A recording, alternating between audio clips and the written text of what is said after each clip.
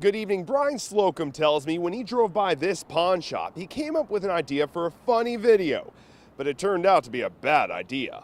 On Tuesday evening, a man entered the A&F pawn shop in Sarasota and made a strange request to store owner Richard Jordan. It's the weirdest, strangest situation that we've ever encountered. He put it up on the counter. He was pretty serious about it, and he spun the baby around and said, "Can I pawn this?" It lasted less than a minute, but after he left, Jordan called the police. A few hours later, Brian Slocum realized he was all over the news. He called authorities to explain, and soon dozens of officers were outside his home. They didn't find it funny or hilarious at all.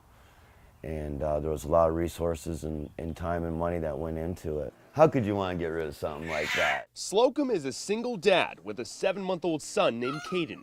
I'm waiting on somebody to revive him. At the urging of his nephew, he started making silly videos on Snapchat. Hello. On Tuesday, Slocum recorded his latest stunt. How you doing, buddy? This is what I got. No one under 18 in here, but he's barely used, 7.5 months old. What do you think he's worth? He didn't think the manager would take it seriously. Just pawn, I don't want to get rid of him. I was thinking I'd go in there and the guy would be like, "Oh, if it's my son, I'd give you 10 grand or something." Well, I tried. Slocum says his joke obviously fell flat. This is not funny. This is not funny. This is serious business. There's nothing in the world that I would trade for my son. I mean, he's my world. Nor any money is worth him.